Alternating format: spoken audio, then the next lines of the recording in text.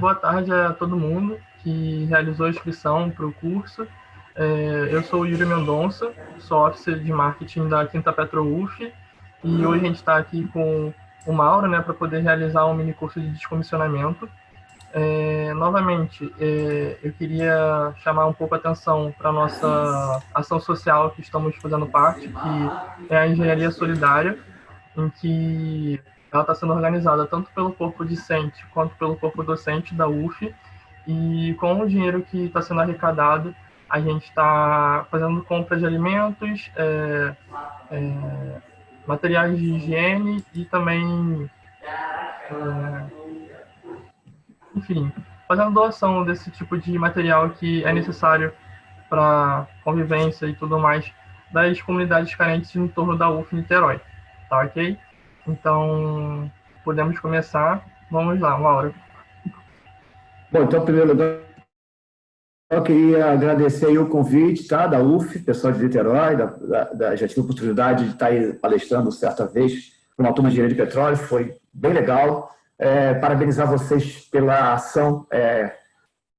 Tem um ditado que diz, né, que eu gosto muito, que vem do meu pai, que veio do avô, veio do meu avô, pai, papai, que diz o seguinte: solidariedade não se paga, se agradece. Então, a todo mundo que participou solidariamente desse evento, bem legal.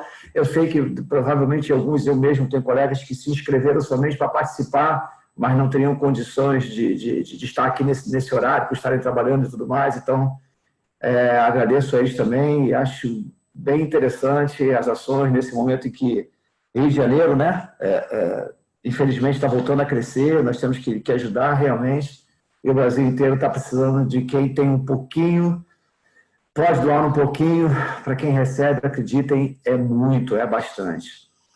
Bom, me apresentando, meu nome é Mauro Destre, o pessoal conhece como Destre, tá? Às vezes, eu mesmo na rua, às vezes o pessoal fala: "Ô, Mauro, eu custa olhar", já estou tão acostumado a ser chamado de Destre por aí. Bom, nessa atividade de petróleo, eu estou há 45 anos, eu cheguei na Bacia de Campos em 1977, então só vocês terem uma ideia. Dos últimos 30, eu fiquei 10 anos na iniciativa privada, depois eu fui para a Petrobras, fiquei 30 anos na Petrobras. Na Petrobras eu gerenciei projetos diversos, o plano diretor da Bacia de Campos, depois eu gerenciei ativos de produção na Bacia de Campos, fui gerenciar ativo de produção de Urucu, em Manaus. Aliás, uma experiência riquíssima. Eu quisera eu que todo brasileiro tivesse a oportunidade de conhecer a nossa Amazônia, que está queimando antes que ela acabe, porque realmente é fantástico aquilo lá. É um legado de Deus que a gente deveria aproveitar melhor. Depois eu fui para o Rio Grande do Norte, também uma cidade belíssima em Natal, fui gerenciar ativo de produção, então tive a oportunidade de conhecer várias cidades ao redor. Depois eu voltei para Macaé, onde estava iniciando um processo de desativação de algumas unidades e já então precisava se criar um padrão de gestão de descomissionamento, que foi isso que eu comecei a fazer em 2014, até que finalmente em 2017, mais claramente dizendo, em julho de 2017, eu me aposentei, achando que eu iria parar. Nesse meio tempo eu sou professor universitário, dei aula durante 8 anos na Faculdade Salesiana de Macaé, no curso de Engenharia de Petróleo com ênfase em instalações no mar, curso que eu ajudei a criar, tenho muito orgulho disso. Criamos esse curso em 2003 com o professor Valdir Algemiro, foi o grande criador desse curso, com a irmã Leia. Sou palestrante pela SPE, sou membro da SPE e dou palestras voluntárias pelo Brasil inteiro. Já tive de Pelotas ao Acre, então conheço bastante gente nessa área.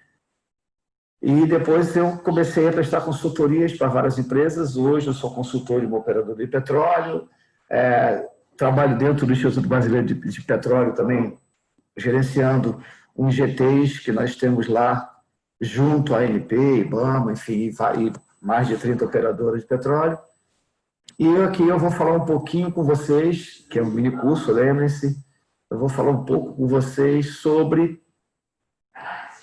o que está acontecendo nesse mundo, que eu não vou falar só de descomissionamento. Vocês podem ver que o curso, a gente fala mercado de óleo e gás no Brasil, desafios e oportunidades. Isso é bastante interessante, é um papo que a gente vai bater e vai percorrer, vamos fazer uma viagem aqui, tá? por todo esse universo e eu espero que essa viagem seja boa para todo mundo. Apertem os cintos e quem tiver algum problema, na janela pode ir para o corredor, que eu quero dizer com isso o seguinte, se tiver alguma dúvida, tiver alguma pergunta para fazer, podem fazer, fiquem à vontade, tá? Não precisa esperar o final, basta o professor e a gente dá uma paradinha, explica porque, por isso que eu quis saber desde o início, lá no chat, né, que vocês colocassem a formação de vocês, os períodos, até para eu poder dosar aqui o linguajar, e eu sei que algumas coisas vocês vão ter dificuldade, não vão entender, perguntem, é uma oportunidade bem legal da gente tocar essas ideias aqui, tem hoje, tem quinta-feira ainda, tá? Então, perguntem para poder não sair daqui com grandes dúvidas, pelo menos, tá bom assim? Então, vamos lá.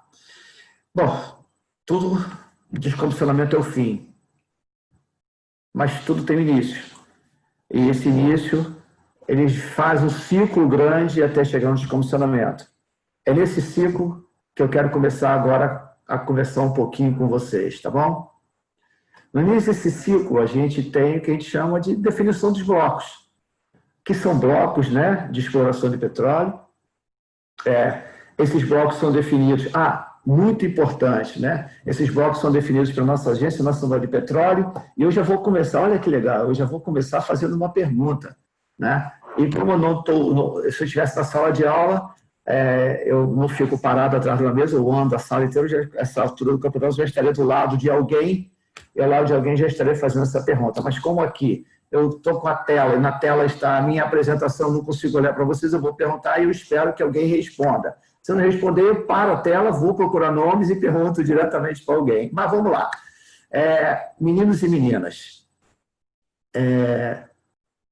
na última eleição para presidente da República, 3 candidatos à presidência usaram fortemente, bateram na tecla fortemente, de que eles iriam acabar com o monopólio de produção de petróleo no país. Tudo isso para falar de blocos, tá? Tudo isso para falar de blocos. O monopólio de produção de petróleo no país. E aí, me vem a primeira pergunta para vocês, como eu estava dizendo. O monopólio de produção da Petrobras. O monopólio de produção da Petrobras, como disse, eram os candidatos a presidente de 2018. Existe ou não existe? Eu só queria, sim ou não, 3 ou 4, 2 ou 3, me dizendo, existe o monopólio de exploração e produção de petróleo da Petrobras, sim ou não? Fiquem à vontade. Alô, não. Não existe. Porém, depende. Não, sim ou não? Já disse que não, depende e já não gostei. Então, depende, não existe monopólio. Não existe, beleza. Tem empresas, outras empresas no Brasil. Beleza, para por aí. Vamos lá, outra resposta. Sim ou não? Existe monopólio de produção da Petrobras? Sim ou não? A Petrobras é monopolista de produção de petróleo no Brasil? Não. Não. Outra ou outro? Não. Não. Mais um só. Professor, estão respondendo no chat também. Tem ali estão respondendo, porque o chat eu não consigo ver que eu estou com a apresentação, né? Falaram 4, teve 4 não. Acho que não. Desde 97 não. Rodolfo, não. Quem mais? Dou-lhe uma, dou-lhe 2. Então vamos lá. Desde 97, Rodolfo. O que aconteceu em 97, então, Rodolfo? É criada a Agência Nacional de Petróleo, Lei 9478 de 97, e a Agência Nacional de Petróleo, junto com a lei, retira-se o monopólio de produção de petróleo do país. Esse monopólio é exercido, então, pela agência estatal chamada Petrobras. Então, desde 1977, tá, não existe mais um monopólio de produção de petróleo no Brasil. Naquela época, então, a ANP, a Agência Nacional de Petróleo, tá, ela chega para a Petrobras, que detinha o monopólio até então, e diz, olha, os blocos, os campos que você já está operando, em 97, já haviam sido instalados só na bacia de Campos, em torno de 25 plataformas, fora o Brasil inteiro, a gente vai dar uma olhada aqui daqui a pouco. Então, é isso que você já está operando, você tem o direito de concessão, então a ANP cria concessões, significa o seguinte, campos de petróleo, ok? seriam leiloados e o vencedor do leilão teria o direito de explorar naquele campo por um determinado período. Esse primeiro leilão, que foi um leilão só virtual, ele não aconteceu, foi dito então para a Petrobras, seguinte, Petrobras, então esses campos que você já está operando, você tem o direito de continuar operando por 27 anos. Nós estamos em 1997, 98 seria o ano inicial daquilo que nós chamamos de rodada zero ou BID zero, como conhecido, meninos e meninas. Então, vocês vão ouvir muito falar em BID zero. Então, esses campos que você está operando, você tem 27 anos, então significa que em 2025, ou seja, daqui a 5 anos, grave isso, ou daqui a 4 anos, se a Petrobras não fizer nada, não desinvestir, não descomissionar, não fizer nada, esses campos terão de serem, não vender os campos, terão de serem, ou não estender a vida útil, eu vou falar disso mais à frente, terão de ser descomissionados. E aqueles campos que você está fazendo exploração, você está explorando, está em campanha exploratória, você tem 3 anos para você decidir se você continua ou não, senão esses campos voltam para a agência e a agência leiloa de novo. Então, é muito importante vocês entenderem o BID zero, para vocês entenderem alguns momentos que eu vou começar a falar sobre esse ciclo de vida. BID zero. Então, primeira coisa, ensine, por favor, seus candidatos a presidente ou a governador, seja o que for. Não existe monopólio de petróleo no Brasil. Hoje nós temos pelo menos 40 operadoras. Pelo menos 40 operadoras. Eu vou até mostrar 34 aqui para vocês mais daqui a pouco, senão hoje, quinta-feira. Então, não existe monopólio. E daí para frente, hoje nós já vamos entrar no 17º leilão, daí para frente houve, então, mais 16 rodadas, 16 leilões, onde várias operadoras antigas, grandes, pequenas, médias, que surgiram no país, ok? Adquiriram campos, ou por meio do leilão, ou por meio da oferta permanente, que é o que a gente vai falar aqui também, ok? E estão produzindo no país. Então, meninos e meninas, vocês que estão aí estagiando, oitavo, sétimo, primeiro período, vocês têm 40 operadoras operando, que são 40 oportunidades de vocês enviarem um e-mail ou pedindo ou vaga para estágio ou tentando entrar para trabalhar efetivamente nessas operadoras. Oportunidade, lembra que eu falei que a gente ia falar de oportunidade? Eu já citei a primeira oportunidade aqui. Então, define-se os blocos. A ANP fatiou o Brasil no que nós chamamos de blocos exploratórios.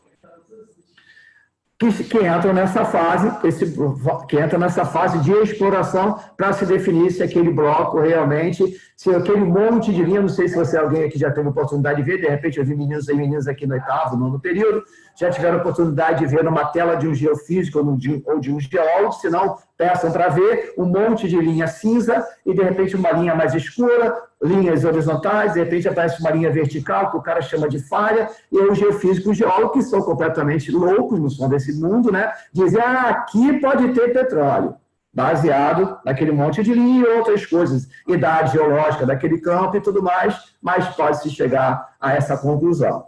Explora-se, ok, comprei, defini o bloco, entrei, comprei, assinei um contrato. Esse contrato com a ANP a partir desse leilão, desse BID, como a gente falou, já houve 16. E aí, o que essa empresa faz? Essa empresa vai procurar. Ela, bom, tem um contrato, tem um bloco, agora eu vou procurar. Vou tentar encontrar óleo. Eu faço sísmica e, quiçá, um poço exploratório. A sísmica, aquele monte de linha, e decidi, o geólogo disse, aqui pode ter, então tá bom, então nós vamos botar um poço exploratório, e aqui começa o descomissionamento. Pô, peraí, como é que já está falando de descomissionamento? Porque esse poço exploratório, se ele der seco, é uma linguagem que a gente usa no mundo do petróleo, der seco significa que ou teve óleo, e esse óleo não é comercialmente explotável, não é economicamente viável, ou ele realmente deu seco. Ou aquela linha cinza ali, aquela interpretação, realmente não deu. Esse poço começa a ser descomissionado ou começa um processo de descomissionamento para esse poço, que pode ser nesse momento ou pode ser no momento a posteriori, a depender de um convênio, de um acordo entre a operadora e a Agência Nacional de Petróleo. Detalhe, o descomissionamento, comecem a anotar, virão siglas e virão números, o descomissionamento é regido por uma RAMP, resolução ANP, chamada com o número, desculpa, 817 de 2020. Só que essa resolução ela é como um grande pacote administrativo. Eu não gosto do nome, é legislativo. Eu não gosto do nome guarda-chuva, mas ela está aqui sob vários outros regulamentos que são os executivos. A legislativa 817 de 2020, no caso do abandono do poço, pessoal, vai chamar o regulamento SGIP, Sierra Golf Índia Papa, SGIP. Sistema de Gerenciamento de Intervenção em Poços, que é o cara executivo que diz como. A 817 diz que tem de abandonar e quando. O SGIP diz o como eu vou abandonar esse poço. Até aqui, tudo bem? 1, 2, 3. Seguindo, então. Mas, no nosso caso, a gente quer que esse poço tenha sido comercial. Ele não deu certo, esse poço seguiu a vida dele. Foi a descoberta. Todo mundo vibrando, feliz, abrem-se champanhe, todo mundo feliz que houve a descoberta. Depois da descoberta, nós vamos mas peraí, descobri, deu óleo, mas essa descoberta, ela merece todo um sistema de produção. O que é o sistema de produção? Eu entro com uma plataforma, se for numa lâmina d'água até 100, 110 metros, meto uma plataforma fixa, que é melhor. Se for acima disso, entro com uma UEP, ou unidade estacionária. Por que estacionária? Porque estaciona de produção, que são as SS, os FPSO, FSO, enfim. E eu, na minha linguagem, vou dividir em dois. Fixa, cravei, estaquei, tá ali. Ou móveis. Tudo aquilo que eu venho, reboco, tiro. Vou avaliar essa descoberta. Essa descoberta, então, é boa. Eu vou e declaro a comercialidade. Digo para o mundo, olha, aquela minha descoberta, e digo para a ANP também, aquela minha descoberta é boa. Declara a comercialidade, é comercialmente recuperável, economicamente viável. E aí eu começo a projetar e a construir a UEP e todo o sistema de produção para eu poder explotar aquele campo, que eu já declarei a comercialidade. Instalo a UEP e o sistema de produção. Vou lá e instalo. E tenho o primeiro óleo. No primeiro óleo, eu já tenho de começar a projetar o meu descomissionamento. Se isso for um greenfield, ou um campo virgem, ou um campo que foi adquirido no leilão agora, ok?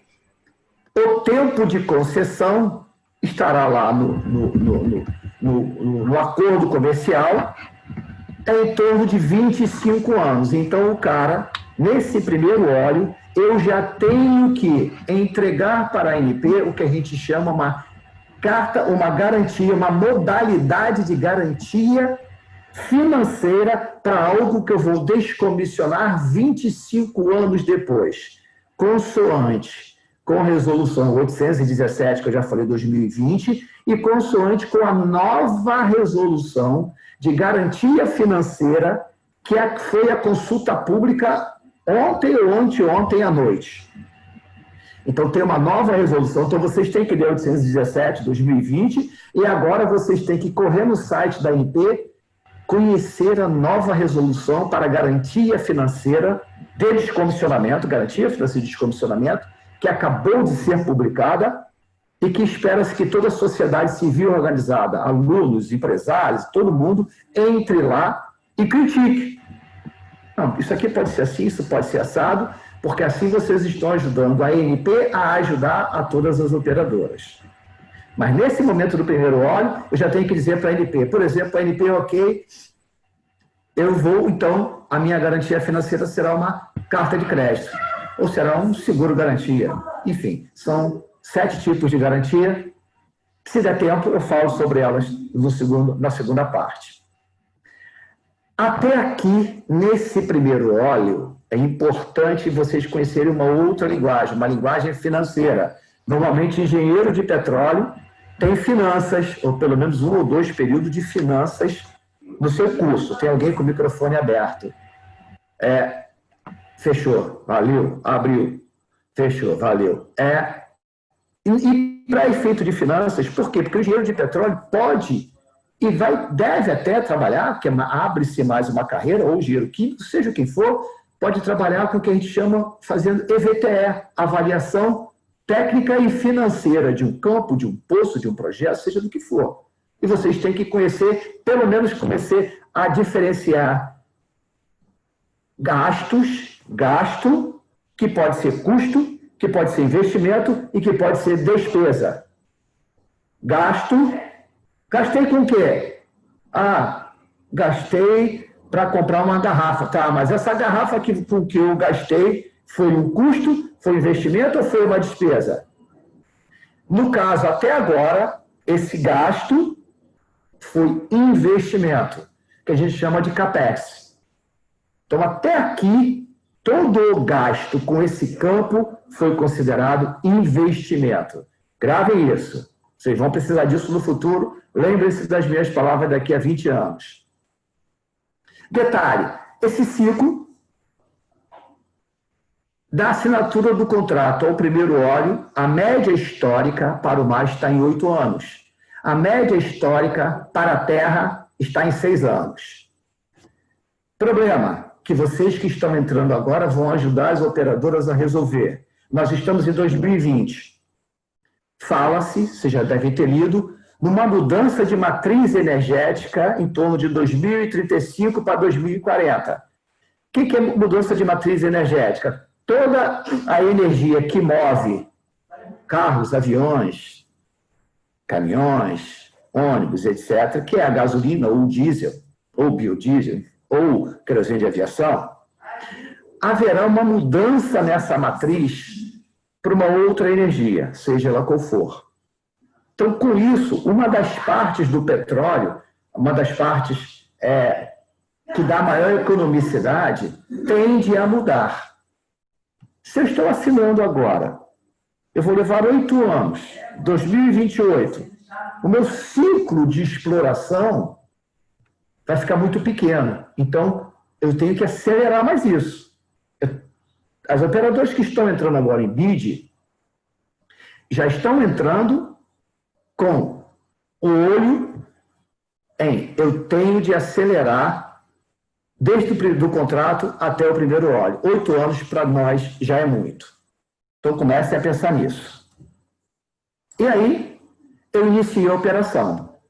Quando eu inicio a operação, detalhe, no momento em que eu chego com a unidade, ou fixa ou móvel, para começar a iniciar a operação, que foi esse primeiro óleo, eu já começo a fazer a manutenção dos equipamentos estáticos e dinâmicos dessa unidade. Ferro em alto mar, corrosão o tempo inteiro. Então já embarca, já faz parte da tripulação daquela unidade uma equipe de manutenção. Mecânica, elétrica, de caldeiraria, solda, instrumentação, porque aqueles equipamentos vão ter de ser o tempo inteiro operados e manutenidos, porque além do alto mar, nós temos um produto, petróleo, que pode ser altamente tóxico em alguns momentos, CO2, H2S, altamente corrosivo. Então, toda aquela minha linha de produção vai precisar ser manutenida todo o tempo. Entra, então, uma segunda linguagem aqui em manutenção. Eu falei para vocês gasto, CAPEX. A manutenção é um gasto, custo, gasto até aquele momento, investimento. Quando eu começo a fazer manutenção, para mim aquilo já começa a ser custo, ou OPEX. Então, investindo até o primeiro óleo, CAPEX, investimento. Comecei a fazer manutenção, eu começo a ter um gasto chamado custo de operação, OPEX. Beleza? Vamos gravando essas terminologias, tá bom? Bom, só que, pensem o seguinte, vocês vão ver daqui a pouco, eu vou mostrar para vocês, a primeira plataforma instalada na Bacia de Campos, tá? Pelo Brasil, depois vocês vão ver que é um pouquinho antes. 1979. PGP. Garopa. Ok? Garopa. 1979. Naquela época, se existia uma norma regulamentadora, eu vou até levantar isso. Vou até anotar aqui, vou anotar isso. Se existia uma NR, devia ser uma ou duas ou três. Hoje são 37 NRs. 37. Normas regulamentadoras. Normas que regulamentam a atividade de produção no país. Inclusive NR13, NR16, NR11. NR37, que é a última, que é do NORME. Quando a Garopa, então, foi instalada, as normas eram daquela época. Hoje... Eu vou te interromper, que Sim. a Laísa está em uma dúvida aqui no chat. Laísa, pode falar então, Pode Laísa. falar, Laís. Oi, é porque eu não entendi. O senhor falou da média histórica, mar 8 anos e terra 6 anos. O senhor quis dizer o tempo de meio que validade da plataforma? Ah, não, desculpa, boa pergunta. Tá vendo? É a média histórica para iniciar a produção. É média histórica para o primeiro óleo. Olha aqui a linha vermelha, Laís. Tá vendo essa linha vermelha aqui com o mouse? Você está conseguindo ver o mouse? Tá vendo aqui a assinatura do contrato? Essa linha vermelha, ela vem até o primeiro óleo, tá vendo, Laís? Sim. Então, é do momento em que eu assino o contrato com a Agência Nacional de Petróleo, até o momento do primeiro óleo, a média histórica, que é encontrar óleo, está vendo assim, que posto exploratório, descobrir, faça avaliação, declara comercialidade, projeta o app, instala o app, fura o poço, bota a árvore de Natal, o manifold, linha, até que o primeiro óleo chega lá em cima na plataforma, média histórica de 8 anos. Posso perguntar outra coisa? Pode. Quanto tempo, depois que a plataforma ela é desativada, ela fica lá? Eu vou... Quanto tempo que a plataforma é desativada, ela fica lá? A plataforma, ela pode ser desativada? Tipo assim, em algum momento pode deixar de funcionar. Vai, eu vou chegar lá. Você espera um pouquinho? Segura a tua pergunta aí. Uhum. Se eu não te responder na sequência, você me cobra. Pode ser? Tá certo. Fechado. Mas então, essa primeira parte você entendeu, né? Beleza? Uhum. Beleza. Então tá bom. Então eu estava em Garopa, 1979, regras de construtibilidade da unidade, regras daquela época de 1979. Óbvio, o mundo avançou. A própria Agência Nacional de Petróleo, gravem a outra sigla, haverá sopas de letrinha aqui à vontade. Já falamos da primeira sopa de letrinha, SGIP. Agora vamos falar da segunda sigla, SGSO. Serra, Golf, Serra, Oscar, Sistema de Gerenciamento, de Gestão de Segurança Operacional, SGSO. Essa regra de SGSO, que é onde a ANP audita, embarca e audita, se aquela unidade está conforme com as normas de segurança de hoje, só para vocês terem uma ideia, essa regra, essa SGSO de 2007. Lembra que Garopa de 1979? Quase 30 anos depois, a ANP começa a auditar baseado em padrões de segurança de hoje, daquela época. O que tem que acontecer, então, com Garopa? O tempo inteiro. Eu tenho de trazer nova vida para ela. Eu tenho de revitalizá-la. Para colocá-la funcionando hoje nos padrões de segurança de hoje. Mais ou menos a grosso modo, como se vocês tivessem a sua internet com aqueles cabos azul grossão que vem da rua, preto que entra e depois vira gol, e hoje vocês estão instalando internet a cabo, por exemplo. É como a sua geladeira antiga, porta de ferro, lembra? Que enferrujava e caía no pé do seu pai, no meu caso, embaixo do carro, porque era pesada pra caramba. Hoje são portas de plástico que gastava 50% de energia, hoje gasta 12% de energia. Só que eu não troquei a geladeira, eu tive que revitalizar Garopa, estou falando só de Garopa, vocês vão ver que tem várias, para elas se adequarem às normas de segurança de hoje. Até aqui tudo bem? Estou revitalizando. Para quê? Para que ela continue operando, e vocês vão ver por que já. Mas eu não revitalizo só a plataforma. Da mesma forma como Garopa foi instalada em 1979, né? da mesma forma, os dutos, sistema de produção, o sistema de completação daqueles poços, tudo isso são antigos e que também precisam serem revitalizados para continuar produzindo. Esse ciclo de revitalização, lembrem-se, BID zero. BID zero. BID zero. 2025, eu tenho que produzir no mínimo até 2025, porque no mínimo vocês já vão entender. Então, eu tive que vir revitalizando, colocando aquela plataforma, aquele campo, instalando novos poços, fazendo um workover, entrando, fazendo intervenção dos poços, de maneira que eles continuassem produzindo. Intervenção, novas técnicas de reservatório, novas técnicas de elevação secundária, tudo isso para que o campo continuasse produzindo de uma forma econômica até hoje. Revitalizar, e aí voltando à minha linguagem financeira, manutenção, custo. Revitalizar, como estou dando nova vida, é investimento. Então, toda vez que eu estou falando, que vocês estiverem ouvindo falar em revitalização, no EVTE, Estudo de Viabilidade Técnica e Econômica, vocês vão estar falando em investimento. Vocês vão entender já por quê, seguindo a vida. E aí, revitalizei.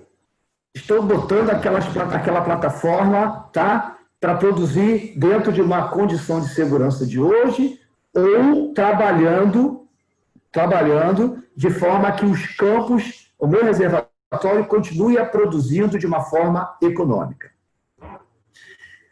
Mas chega um momento que para aquela operadora que está lá hoje, e isso é uma realidade hoje da Petrobras, chega um momento que para aquela operadora, devido ao seu tamanho, né, ou devido a ela ter um portfólio melhor, o que eu quero dizer com portfólio melhor? A Petrobras, por exemplo, hoje, em 2006, ela descobriu o pré-sal. De lá para cá, o famoso poço, depois pesquisa sobre isso, um poço de 1 ano, que levou 300 e poucos dias, e que custou quase R$1 bilhão. Só uma estatal faria um poço daquele. Mas graças a essa estatal, nós descobrimos, para mim, a maior riqueza descoberta no país do último século, que foi o pré-sal. Então, todo o capital, todo o gasto da Petrobras, todo capital para investir que a Petrobras tinha, gasto, investir, ela começa a direcionar para o pré-sal. Mas é justo, vamos ver por que é justo? Porque os poços do pré-sal, você fura poços, hoje, uma média de custo em torno de $70 milhões, e você tem poços que produzem 35 mil, 40, 45 mil barris, 50 mil barris. Um poço. 70 milhões, 65 milhões de dólares. Um poço. Nos campos maduros, campos do BID zero, 1997, que teriam de ser descomissionados em 2025, você gasta os mesmos 70 milhões para produzir 3 mil barris, 4 mil barris. Isso é uma realidade. Então, para onde que eu destinaria, então, todos os meus recursos de investimento? Ou pelo menos a grande maioria? Para o pré-sal. E os meus campos maduros e marginais começam a ficar, então, esquecidos. Eu começo a dizer, eu costumo chamar isso de distração. A Petrobras começa a ter uma distração maior, que é o pré-sal. E aí o seu PD, outra sigla, Plano de Desenvolvimento. Toda operadora tem que entregar um plano de desenvolvimento dizendo o que ela vai fazer com aquele campo que ela está operando hoje nos próximos 5 anos. E os planos de desenvolvimento da Petrobras começam a ficar tímidos para aquela realidade que a ANP entende que deveria ser diferente com aquele campo. Afinal de contas, os campos maduros, Bacia de Campos, Bacia Potiguar, Bacia Sergipe-Alagoas, Bacia de Urucu, eu costumo dizer que são panelas velhas, mas que ainda vão dar muita comida boa. Aquela panela velha, essa panela velha, pode dar muita comida boa. E a ANP, pressentindo que se ela não agisse, junto com a própria operadora, a tendência natural, como aconteceu com P7, P12, P15 e outros campos, seria descomissionar campos que ainda poderiam produzir muito. Então a ANP chega para a operadora, para a Petrobras, e diz, olha só, ou você desinveste, vende, ou você me devolve. Porque descomissionar, para a gente, é horroroso. E por que é muito ruim? Porque o fator de recuperação de petróleo no Brasil, hoje, está na casa, vamos chegar em torno de 23% no máximo, chegaríamos em 2025 se a gente não fizesse nada. A média histórica de recuperação é de 35% mundo afora. Então, nós estamos distantes algo em torno de 12%. O Brasil tem uma realidade que outros não têm. Eu não gosto dessa comparação com outros centros, mas ela vale só para dar uma ideia. Porque nós temos aqui algo que nós chamamos de carbonatos fechados, que não tem lá fora. Eu gerenciei carbonatos fechados, tentei muito extrair óleo de lá, e às vezes, na maioria das vezes, eu não consegui, e quando consegui, não fui tudo aquilo que a gente esperava. E a média desses caras é de 6% a 7%. Então, a média brasileira fica puxada para baixo muito por conta desses caras. Mas nós temos campos como Namorado, por exemplo, que está em 60%. Mas tá bom, nós temos uma defasagem no nosso fator de recuperação em relação a médias mundiais internacionais.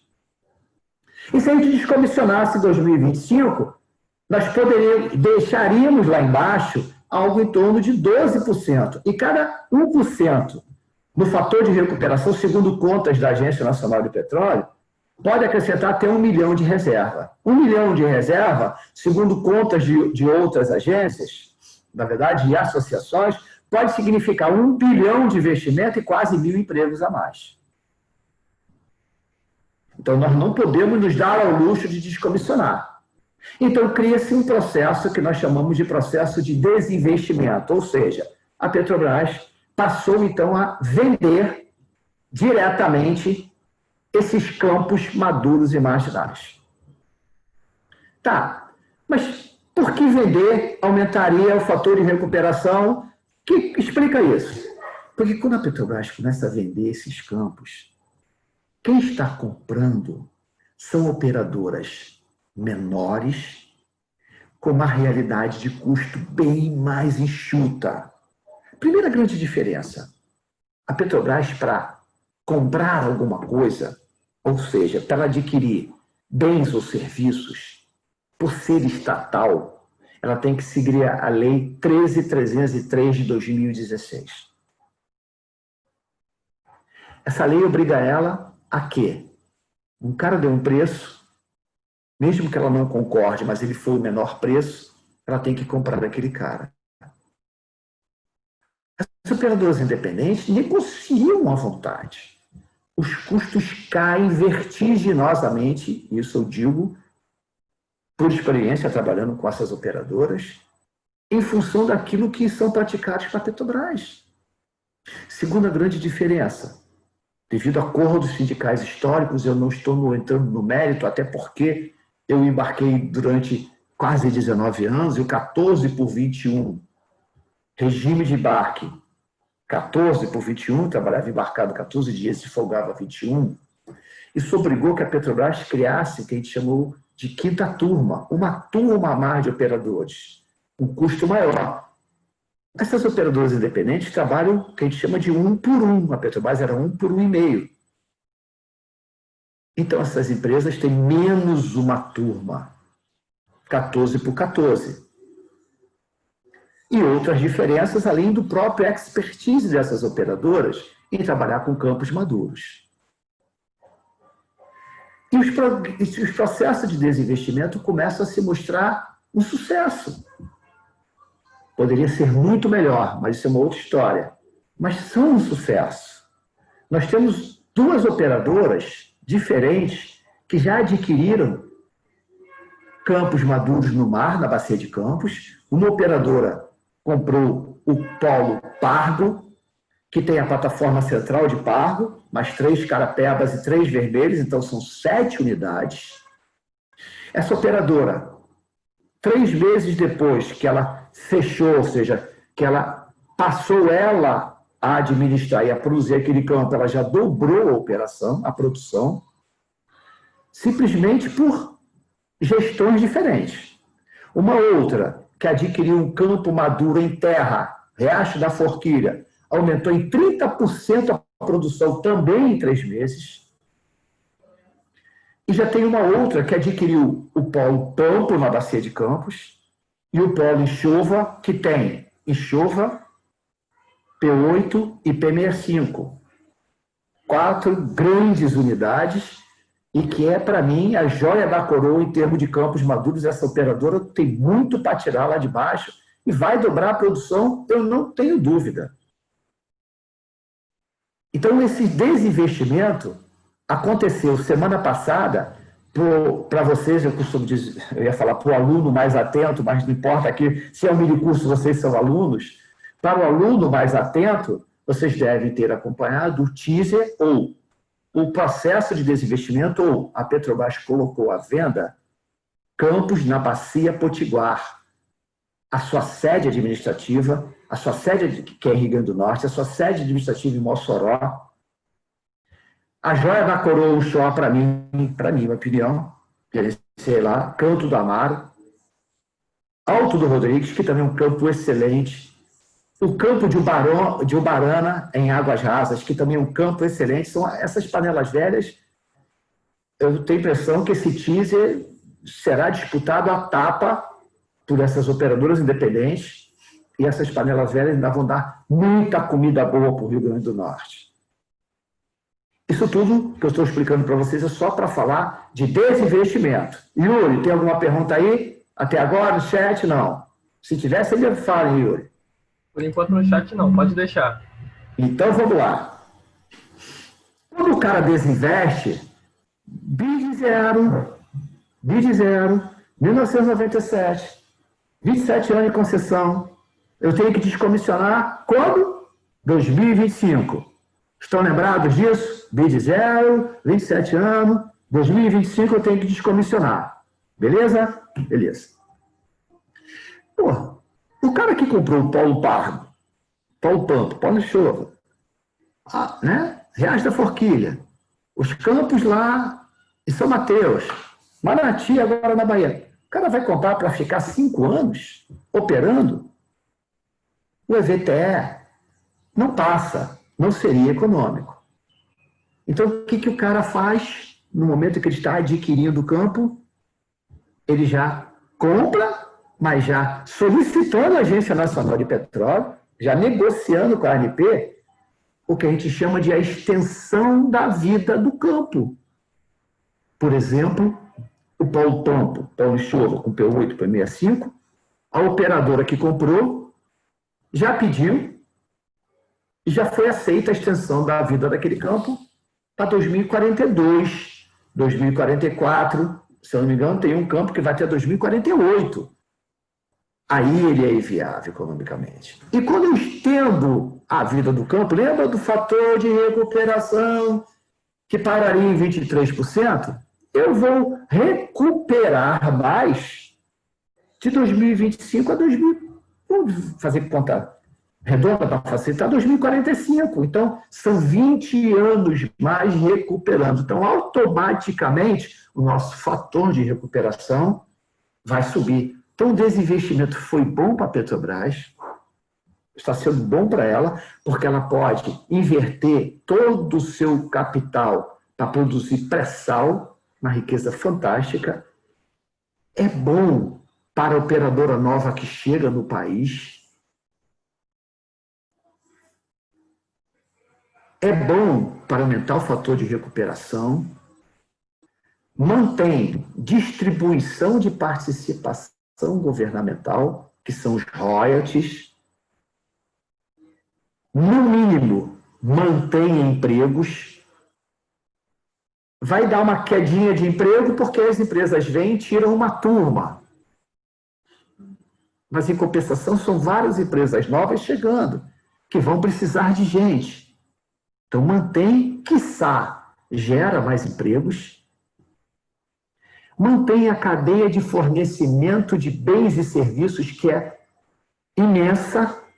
Só a rede Petro-BC, que é uma associação que congrega fornecedores de bens e serviços para o óleo e gás em Macaé, só de Macaé, tem 100 associados. A do Rio tem 60 e poderia ter 180. A do Rio Grande do Norte tem mais 80.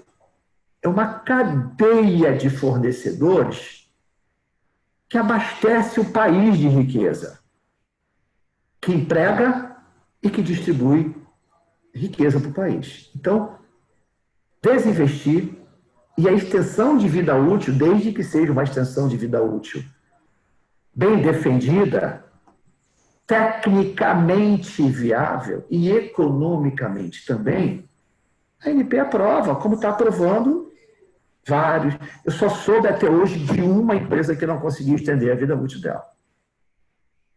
Mauro, surgiu uma pergunta aqui também no chat, que foi feita pelo Giovanni. Ele perguntou quem que fica responsável pelo descomissionamento depois, a operadora que comprou ou a Petrobras que também entra nisso?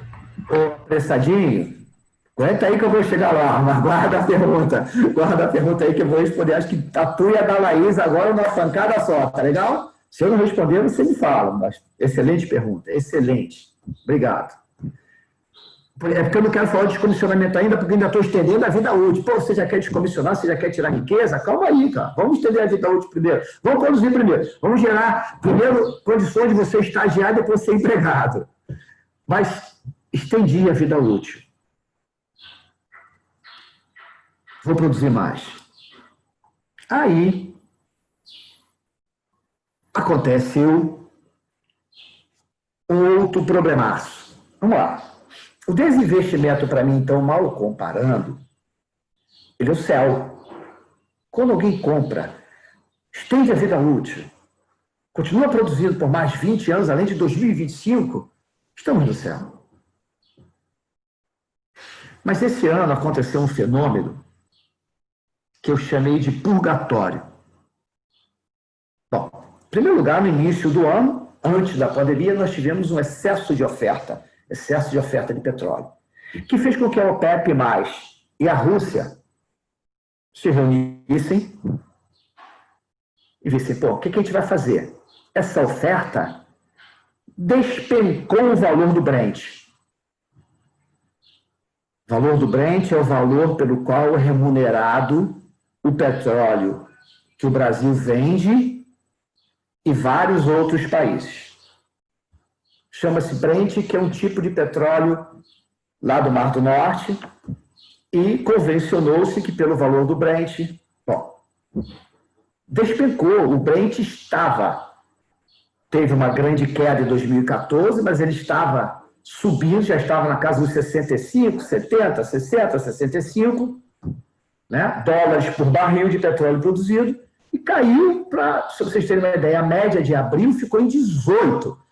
O custo, lembra o custo, o OPEX, lembra ali embaixo, para fazer a manutenção, para eu extrair? Médio, em torno de 25 a 30. Ele chegou a 18. Todo mundo estava pagando para produzir. Então, os caras se reuniram e falaram, olha só, então nós vamos tirar 10% da produção mundial. Nós vamos fechar tanques, tirar 10%, que na época foi 9,7 milhões de barris. E a Petrobras, como signatária da OPEP, na época se comprometeu, o Brasil, via sua estatal, se comprometeu em tirar 200 mil barris. Para isso, a Petrobras, então, hibernou, igual o urso, que deita e dorme, não anda, não faz mais nada. Ela hibernou 62 plataformas, acho que foram 33 campos. Acho que a minha assistente está por aqui, já vamos para depois botar na apresentação. 62 plataformas, acho que foram 33 campos. Hibernou. Fechou a torneira, não estava mais produzindo. Mas veja bem, hibernar não significa, Laís, abandonar. Não abandonou. Ela tem de continuar mantendo essas plataformas. A manutenção tem que continuar. Ela não pode ser abandonada no mar sem manutenção, porque ela pode trazer um grande acidente. Incidente e depois acidente. Imaginem vocês, 62 plataformas sem produzir e com custo de manutenção. Essas plataformas, esses campos, estão todos eles hoje desinvestindo. Eu estou no purgatório. Eu posso voltar ao seu vender. E, do outro lado, tem cheiro de enxofre. Se eu não vender e tiver de descomissionar. Então, tem 62 hoje, hibernando, rezando, torcendo, pedindo, pelo amor de Deus, me compre. Aí, eu não vendi. Se eu não vendi, eu tenho que descomissionar. Um dia, até essas que foram para 2044, serão descomissionadas. É como a nossa geladeira, né? Vai ter jeito. Troquei o compressor 3 vezes. A borracha da porta já não pega mais ali. Tá? Ou ela é totalmente ultrapassada porque ela consome uma energia maluca. Eu tenho que descomissionar a minha geladeira.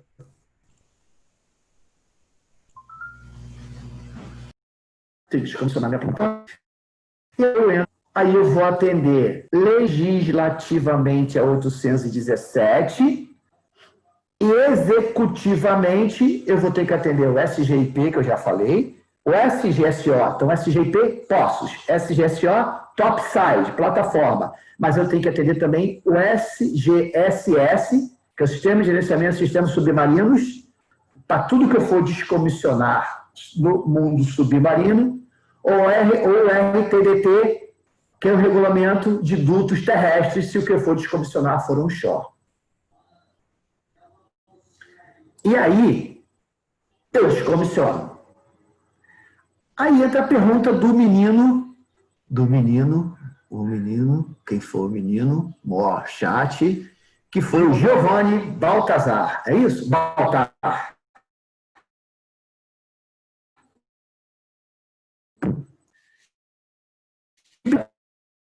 Então, eu volto aqui atrás e ligo o comissionamento. Quem comprou aqui, Giovanni, quem comprou, passa a responsável pelo descomissionamento. Então, quem vai descomissionar aqui, Giovanni, é a operadora da hora. Quem comprou Pargo, quem comprou Pampo, quem comprou Enxova, quem comprou P8, assumiu o descomissionamento de Pampo, Pargo, Carapeba, Vermelho. Estou só falando do mar, ou do Riacho da Forquilha, ou vai assumir de Ubarana, ou vai assumir... Respondi, Giovanni? Só sim ou não? Ó, ele respondeu falou sim. aqui outra coisa. Respondeu. Ok, beleza. O Giovanni... Então, o objetivo da... Mas no futuro... Sim. No futuro, está tudo à venda, tá? Você vê, Rio Grande do Norte, ela já saiu. E na bacia de campos, os campos maduros e marginais, devagarzinho, nós ainda estamos com Marlim, ainda temos a Bacora, mas isso é uma outra história, né? Mas devagarzinho, a tendência é que ela migre. E, finalmente, o do descomissionamento. Essa empresa que está descomissionando aqui, Giovanni... Laís, eu também respondi a sua pergunta, Laís. Lá de cima. Laís 1... Respondeu Laís sim, 2, professor. Laís 3 respondeu. Beleza. Nada. Mauro, Oi. Sim. posso fazer um adendo? Pode. Então, assim, no meu ponto de vista, seria então o investimento da Petrobras, não o desinvestimento. Porque se ela não vai arcar com os custos de descomissionamento que ela teria que arcar, ela está poupando muito dinheiro e pode focar no que é o objetivo dela, que seria os campos. Porque cortou o que você falou, mas eu entendi a tua ideia. Tá, se você quer olhar dessa forma, mas é que não significa o investimento, ela simplesmente vai deixar de ter aquele gasto, porque aquele recurso financeiro é finito, né? Dinheiro é finito. Que aquele recurso dela, ela simplesmente vai aplicar onde vai render mais, o VPL, valor presente líquido, será bem mais positivo, e vai deixar com que outras operadoras que estão adquirindo aquele campo façam o descomissionamento. Sim, olhando do ponto de vista que você está falando, o dinheiro, né? O custo que ela vai deixar de ter com o descomissionamento, hoje, até 2025, lá no pré-sal, sua teoria está correta. Eu não sei quem foi que perguntou, mas está correta. Ok? Eu de novo. Beleza, então. Acredito que o processo de vender do ativo para outro chama-se desinvestimento quando você repassa o investimento. Beleza, acho que eu respondi a você mais ou menos nessa linha. E aí, o cara que está aqui descomissionando, quem é esse cara? É o cara que vai estar comprando o quê? Que vai entrar entrando no leilão aqui. E aí ele começa tudo de novo. Esse é o ciclo de vida de um ativo de produção. Cada um de nós está numa fase dessa vida. Eu diria, pela minha idade, que eu acho que eu não vou dizer, eu estou aqui na fase da revitalização. E aí, com esse ciclo, lembrando, a exploração, isso é muito importante, que acredite, um dia alguém vai pedir para vocês fazerem EVTE, tá? Nem que seja o EVTE da festinha de aniversário de vocês, ou do casamento. Desenvolver, a parte de desenvolvimento, também investimento, também é CAPEX. Produzir é o OPEX. Revitalizar, início da operação, e continuar mantendo. Eu tenho os dois, eu tenho o OPEX e tenho o CAPEX, como eu expliquei para vocês. Lá no desativar, é só custo. Sem uma gota de óleo. Hibernar e descomissionar é só custo, sem produzir. E com isso eu fecho essa primeira parte, que é o ciclo de vida, e abro, vou estopar o share, estopei, e abro para ver se alguém tem alguma pergunta para a gente entrar na segunda fase agora. Tem mais perguntas? Tem mais uma, Giovanni. Pode falar, Giovanni. Seguinte, se depois a operadora, que teoricamente seria pequena, né, por se tratar onshore e tal, que vai reaproveitar esse campo que a Petrobras está vendendo e tal, será que é interessante para ela comprar esse campo sabendo que mesmo com a extensão de vida útil vai ter mais, sei lá, 5, 7 anos só de produção, vai ter que gastar um dinheirão para desinvestir? Não, é porque o EVTE dela, quando ela compra, o EVTE aqui de novo, o Rafael, foi o Rafael? Foi o Giovanni. O Giovanni, olha o EVTE aqui. Esses caras não fazem EVTE para 5 só, mais 10 anos não, Giovanni. O EVTE desses caras sempre está levando esses caras a no mínimo 2034, 10 anos. E no EVTE, mesmo tendo que descomissionar, ok? Mesmo tendo que descomissionar, o EVTE é positivo. E acredite, é positivo. Essas panelas velhas têm muito a dar ainda. E na estrutura e competências desses caras, com certeza, esses caras vão estar produzindo de uma forma economicamente viável e sustentável. Pode acreditar. Beleza? Então é bom por ambos os lados. Com certeza. E acho que melhor ainda para nós que estamos no meio precisando trabalhar. Concorda? Concordo. Vamos lá, então. Mais perguntas, que senão eu vou dar 5 minutinhos para a gente beber uma água. Vamos lá. Aqui é como se eu estivesse na sala de aula agora. Eu vou escolher aleatoriamente aqui alguém para fazer pergunta. Hein? Mas alguém abriu o microfone antes, faça. Eu posso só cumprimentar aqui? Você não pode só, você não deve só, você é obrigada. Eu sou obrigada. Ó, se eu falar bobeira, você me corrige, tá? Então, sobre essa pergunta que ele estava falando, né? Nós estamos vivendo agora um novo cenário, um novo momento nós temos aí novas tecnologias, né? Nós já tivemos aí, não vou entrar muito em detalhes de nomes, né, de empresas, mas de cases, né? Nós já tivemos casos que tivemos uma sísmica 4D num campo velho, que aumentou o fator de recuperação muito alto, no campo que a gente não esperava, e era uma empresa nova, e antigamente operava, acho que nem era Petrobras, já foi da Petrobras esse campo, tinha passado para outra, e o campo deu uma bela revitalizada. Então, a gente começa a ver que nunca tinha sido sísmica 4D num campo. Então, essas novas tecnologias, é importante começar a revitalizar esses campos. Uma empresa que era pequena agora começa, uma empresa grande começa agora a lidar com esses campos maiores, né? Então, a gente começa a ter um novo cenário aí no Brasil. Então, isso que ele estava falando sobre a importância, tanto para o onshore quanto o offshore, é bastante significativo, né? Às vezes, a gente acha que tem poucas coisas lá, mas quando se usam novas tecnologias, até já teve caso de lead exploratórios num campo, né? A Petrobras, para ela, não foi significativo na época perfurar o campo, mas depois a outra vai lá, perfura e encontra. Então, a gente tem ainda algumas surpresas aí, e é muito novo, né, esse cenário aí para a gente. Então, por isso que é interessante uma empresa.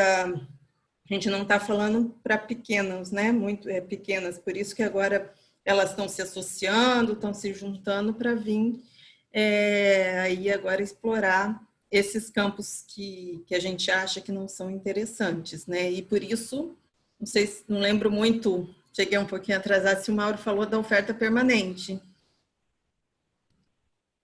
Ainda não, né? Então, por isso... Ainda não. Talvez eu não chegue nela hoje ainda, mas com certeza, se não for hoje, vai ser quinta-feira. Então, por isso que é bastante interessante esse modelo que a 817 trouxe para a gente. Positivo. Muito obrigado. Muito obrigado, Karen. Valeu, excelente. Como disse para você, tá vendo? Você é obrigada. As suas intervenções são muito boas. E aí, aproveitando antes desses 5 minutinhos para beber água que eu estou seco, estou falando, né? Estou falando a 1h10.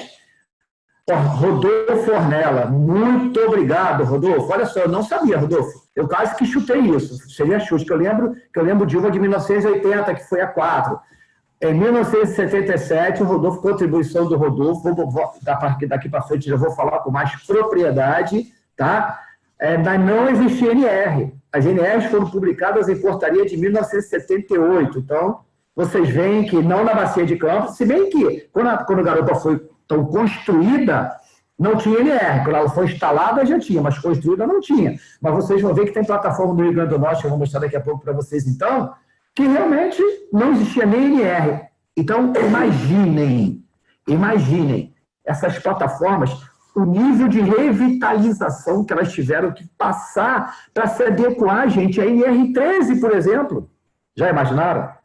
Então, não, mas professor, então que naquela época era sem nenhuma regra? Não, claro que não. Existiam regras internacionais de segurança e tudo mais, mas elas tiveram que se adequar, sim, para chegar no nível de hoje. Bom, então, só antes de eu ir, eu faço muito isso, eu faço em sala de aula, vou fazer aqui. Como eu tive um menino perguntando muito, a Laís, que perguntou bastante, Então, eu vou dar uma oportunidade eu tenho duas aqui na tela, da Bruna.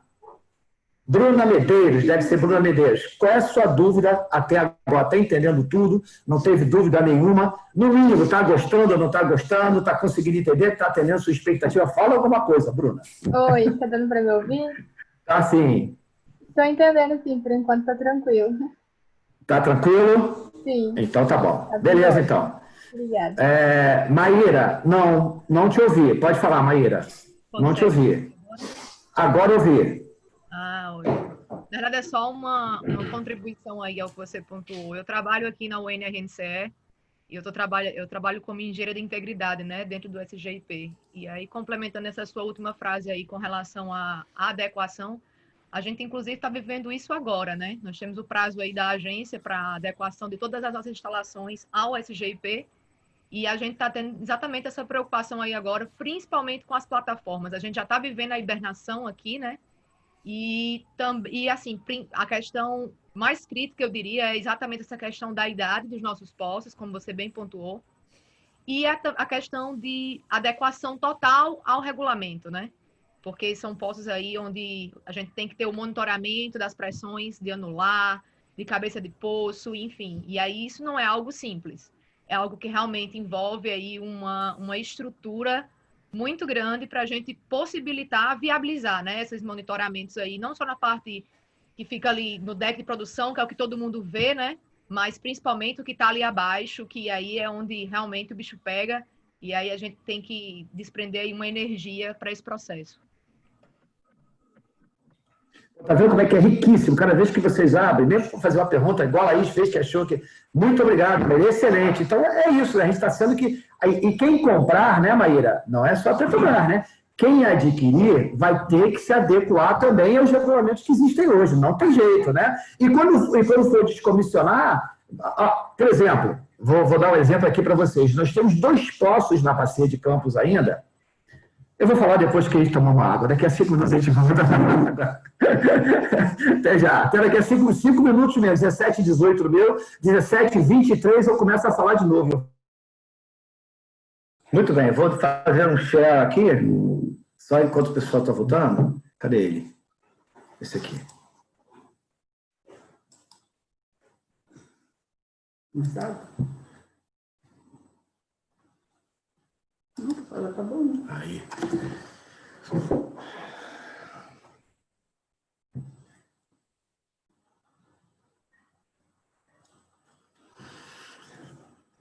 Então, vamos lá. Será que estamos todos de volta?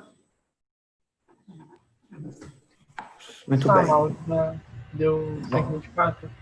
Acho que sim, né? Acho que o pessoal voltou, né? Eu queria mostrar aqui, antes já que eu citei tanto, esse slide aqui, eu roubei essa figura aqui de um menino na internet, no LinkedIn, que eu gostei bem, e só acrescentei algumas coisas mais, né, que ele não tinha. Mas eu gostei da ideia dele e trouxe Frederico Barbosa, tá?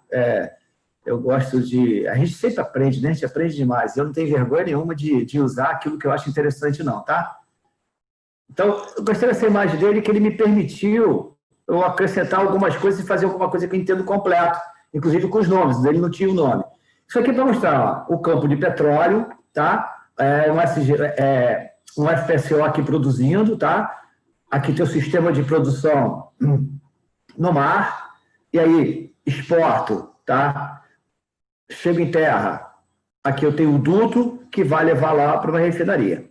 Então, achei isso interessante, já que eu falei tanto em sopas de letrinha, eu trouxe essa sopa de letrinha aqui para vocês, então, também. Só vou mostrá-la agora, mas esse é um slide lá da frente, mas eu quis trazer, já que eu estava falando tanto nisso. Então, lembrando, a sopa de letrinhas, tá, galera? Falamos de poços, Maíra falou aí agora que está se adequando ao SGIP. Sistema de Gerenciamento de Integridade de Poços, tá? É esse cara aqui que, lembra que eu falei quando for descomissionar o Legislativo 817 de 2020, mas vai ter que descomissionar baseado, consoante com a SGIP. Se eu for descomissionar duto. E quando eu falo descomissionar, eu estou falando também em poço novo. Esquema de poço novo, SGIP. Duto, descomissionar ou comissionar, SGSS. Tá? Gerenciamento de integridade de plataforma. SGSO, Gerenciamento de Segurança Operacional. Beleza? Aí o duto chegou em terra. Olha que maneiro, já não é mais o SGSS. Inclusive, ele pode ser misto. Na verdade, ele vai ser misto, né? Mas só que quando ele está em terra, é o RTDT. Regulamento Técnico de Dutos Terrestres. Beleza? E quando chega na refinaria, o SGSO da refinaria é o Regulamento Técnico de Gerenciamento de Integridade das Instalações. É o RTSGI. E quando eu for descomissionar, tá aqui embaixo, perpassando tudo, eu estou virando a tela, mas que eu quero... Eu tenho a 817 de 2020 e a nova RAMP, tá? Resolução da ANP, de garantias financeiras que ora está em consulta pública. Não deixem de ir lá conhecer. E aqui do ladinho à sua esquerda, mostrando que diretamente intervém muito com essa galera toda aqui, está a nossa Marinha e está o nosso IBOMA. Então, os principais regulamentos, sopinha de letrinhas que meninos e meninas não poderão mais esquecer, trabalharam sempre, estão aqui nesse slide que está um pouco mais à frente. Beleza? Então, eu vou voltar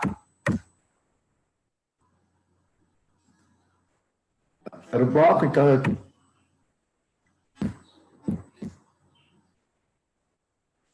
boa. Agora aqui eu vou mostrar para vocês as entradas, para vocês entenderem como é que funcionou a bacia de Campos até agora. Eu tenho as outras bacias também, mas as entradas, para vocês entenderem as idades. Lembra que o menino falou, foi o Ornelas, falou que não tinha NR em 77? Pois é, Garopa foi instalado em 79. Aí eu disse que tinha uma curiosidade. Tem um poço em Garopa, só para vocês terem uma ideia de como era. E tem um poço em Namorado 1. Esses dois poços, eles ainda foram instalados a árvore de Natal com silo. O que é silo? Alguém aqui deve ter visto, ou nem que tenha sido no Cult TV, o Menino da Bolha, que era até o João Travolta no filme original. Então, o João Travolta tá velho, ou eu também. Para instalar a árvore de Natal, desceu um silo, uma bolha, e o operador trabalhou dentro daquela bolha. Ainda tem árvore de Natal com isso. Quando a gente tiver que descomissionar, vai ser tenso, mas vai ter que descomissionar esse poço. Nem ferramenta tem mais. Se vocês terem uma ideia, né? E essa comida, como disse a panela velha, que é a Garopa, ainda vai dar muita comida boa. Agora, olha as quantidades de unidades para vocês irem entendendo como é que veio funcionando a história até o momento que a Petrobras migra para o pré-sal. Em 79 a gente lançou Garopa, uma década de 80, tá? Então, uma na década de 70. Na década de 80, em 83 chegam P9, P12, P15, Chern 2, Namorado 1 e Enxova. Curiosidade, P9 e Chern 2 e Namorado 1 estão no polo Garopa, junto com Garopa, e estão em desinvestimento. Já teriam sido vendidos se não fosse a pandemia. P12 e P15 acabaram de ser leiloadas, serão descomissionadas. Enxova, que está aqui, já foi vendida, já pertence a uma outra operadora hoje. Vejam a bacia de Campos, a cara que ela vai ficar. Em 84 entram Pampo e Namorado 2. Detalhe, Pampo já está vendido para a mesma operadora de Enxova. E Namorado 2 está em teaser, em desinvestimento, no polo Garopa. Década de 80. 87. P19, Marlim. Começa a era das águas mais profundas. Já começamos a descer. A rampa. Carapeba 2 e Vermelho 3 já estão vendidas pelo polo Pargo, por uma outra operadora, que não é aquela primeira que eu citei. Em 1988, vejam a década de 80 como é que foi profícua. entram Pargo, que já está vendido, P7, que já foi vendida, descomissionada, então foram vendidas agora, leiloadas, dia 24 de julho, 24/7. Nossa, já passou mais de um mês. Parece que foi ontem. P7, P12 e P15. Vermelho 1, Vermelho 2 e Carapeba e Pargo foram vendidas pelo Paulo Pargo, junto com o Carapeba 2 e Vermelho 3, que eu falei anteriormente. E P35, Marlim. Já começa a chegar as plataformas de Marlim. Década de 80, então, nós tivemos, olha só na década de 80, 3, 6, 8, 11, 14, 17 plataformas instaladas na Bacia de Campos. Então, vejam a atividade que a Petrobras teve só na década de 80. Década de 90. Lá em 92, P20, Marlim, que era um sistema antecipado. O que é o sistema antecipado? É um sistema que a gente coloca dizendo, no futuro eu vou tirar e vou trocar por outra.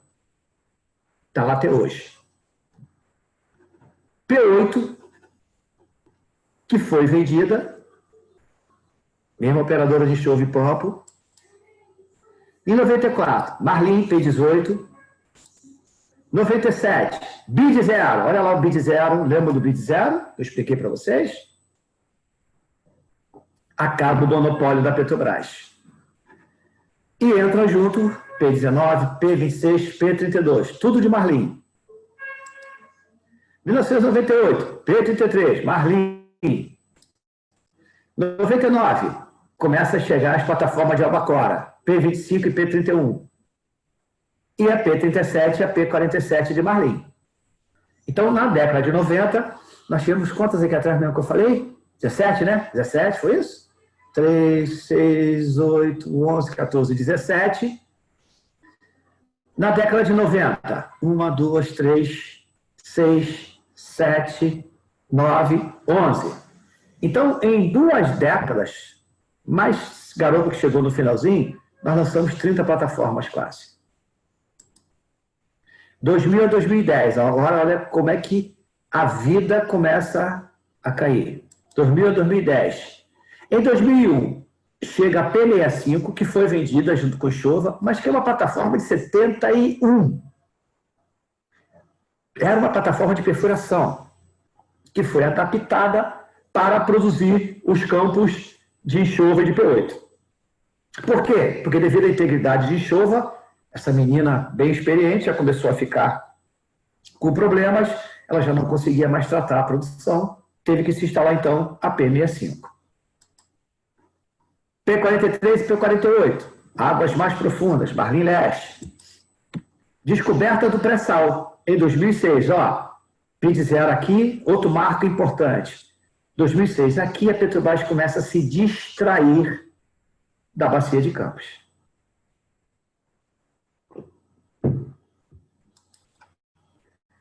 Em 2007, chegam 2 FPSOs para produzir 2 campos distintos, o Rio das Ostras e o Rio de Janeiro.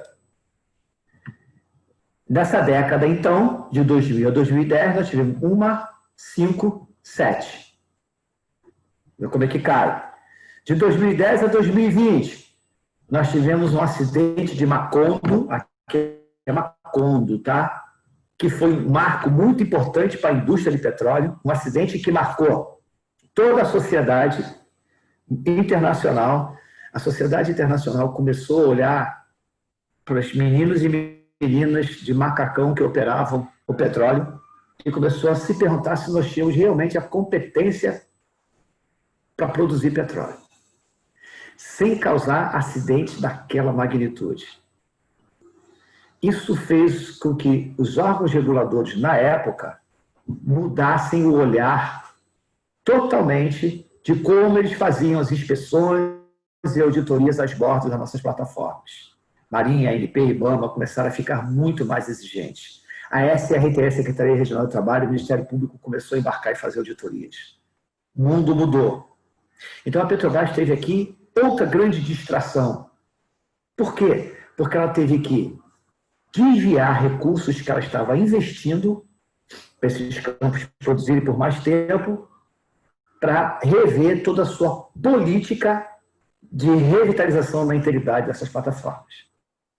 Outro detalhe importante dessa história, tínhamos aqui 12 sondas operando. Por que é importante sonda? Porque cada sonda, 1.000 empregos, alguma coisa em torno de um emprego de R$1 bilhão de reais por ano.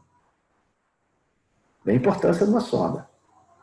2013, chega para a Terra, P61 e P63. Aqui não é quebra do Brent, não, tá?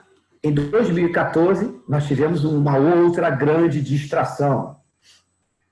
O Brent, que aqui nessa época, em 2014, tinha tido uma queda enorme. Eu vou botar a queda de 2008, eu esqueci de botar. A queda de 2008 foi brutal. Aqui em 2014, foi a outra grande queda. O Brent estava quase 125, 120, caiu para algo em torno de 25, 26. Isso tirou muito do poder de capitalização da Petrobras. Foi uma senhora distração. Só que esse ano de 2014 foi fatídico. Porque em 2014 teve a queda do Brent e tivemos a Operação Lava Jato, que descobre um problema de corrupção na diretoria da empresa, que faz com que a empresa realmente tenha que se reinventar. E nós já tínhamos, naquela época, 22 sondas. Estávamos indo de vento em popa por conta dos leilões que já houve até então, outras companhias chegando e adquirindo campos, e aí o que aconteceu? 22 sondas. O que aconteceu? Queda do Brent, corrupção, vocês vão ver o que acontece com sonda. Em 2018, chega o Tartaruga, que foi a última grande instalação descoberta em Campos Maduros, que está em parceria com a Petronas, 5066. Então, de 22, olha para quanto a gente cai, 8 sondas. Vocês não têm noção do que aconteceu com os fornecedores de bens e serviços que tinham quase que cliente único sondas. Macaé ficou quase deserta em alguns lugares aqui de Macaé. Sendo que dessas 8, não estavam operando as 8 não, gente. 3 a 4 só que estavam operando, as outras tinham só contrato. Nós temos que aprender com esse passado, para não deixar isso acontecer mais. 2020 a 2025. 2020, vocês já sabem, o Covid. Aí vai acontecer nessa década uma coisa que é um misto, assim, é uma experiência fantástica, que é um misto de revitalização de campo, com comissionamento em plataforma nova, olha só, e com descomissionamento, que a gente chamou de revitalização de Marlim. A revitalização de Marlim é um projeto escola fantástico. Fiquem de olho nesse projeto escola. Por que eu estou chamando de projeto escola?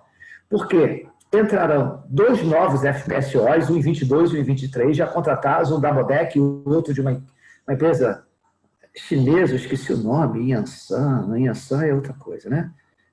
Yunsan, enfim. E vão sair 9. Saíram 9. E haverá poços que serão descomissionados de plataformas que serão descomissionadas, mas que serão interligados nesses 2 FPSOs que estão chegando. Então, é o primeiro grande caso brasileiro onde nós vamos ter revitalização, porque Marlim, que ia para 2025, já conseguiu extensão de vida útil, vai para 2052, então nós temos revitalização, extensão de vida útil, temos descomissionamento e temos chegada e comissionamento de 2 novas plataformas. É um projeto escola. Vamos aprender muito com esse projeto escola. Mauro, o João Pedro, ele mandou no chat, né? Assim, podemos então falar que vai ter uma maior oferta de emprego?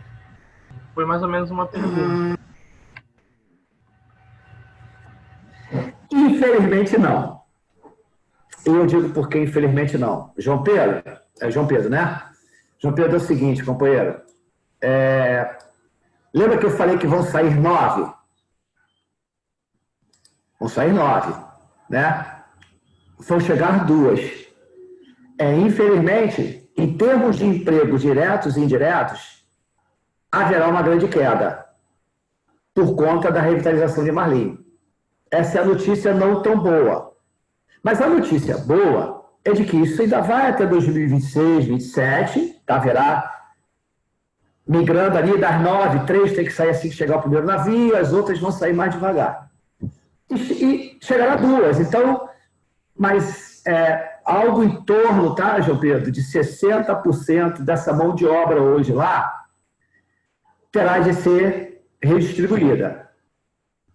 Óbvio, Marlim, Campos Maduros, antigos, muita gente dessas unidades já estavam até na idade de se aposentar e já estão saindo se aposentando, tá? Então, a perda de emprego não será tão grande em termos de perda, ok? Mas, mas a geração, no curto prazo, assim que elas chegarem, haverá só uma migração. Haverá, o que eu chamo de migração? Gente de macacão laranja Petrobras, agora haverá muito dessas empresas que estão chegando e afretando para a Petrobras os 2 FPSOs. Haverá essa mutação, mas vai haver, se você me perguntar, mas vai haver uma grande movimentação de emprego, com certeza. Ok? Bom, aqui, agora uma outra... Respondi, João Pedro? Bota lá sim ou não? Ok, já respondeu, ok, fechado. Porque quando eu vou olhar para o chat. Bom, agora uma outra visão. Quando vocês verem esse tanquinho aqui, esse barrilzinho aqui com esse sinalzinho aqui de tipo de stop, significa que parou a produção. Não é que descomissionou, tá, galera? Só para vocês entenderem agora como é que está a bacia de Campos em termos de parada de produção e descomissionamento. O Spadart parou em 2009. Esse Spadart que parou em 2009, ele foi descomissionado em 2010 da bacia de Campos, mas ele foi para o Espírito Santo. Isso é importante entender. Em 2012, a AP-27 parou. E em 2013, parou, foi rebocada para a Bahia, e só em 2013 que ela foi vendida para uma empresa indiana, e agora já, com certeza, virou sucata há algum tempinho. De 2015 a 2020, em 2015, pararam a P7, P12, P15, lembra que foi vendida agora 24 de julho? Agora, olha só. Veja, esse é um processo que o regulamento 817/2020, quando eu for falar de descomissionamento eu vou explicar mais, mas esse é um processo que é uma das distorções que ele vai corrigir. Por que eu chamo de distorção?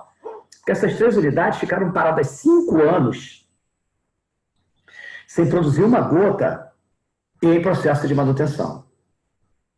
Por quê? Porque os programas de descomissionamentos não foram aprovados, ainda estava em discussão.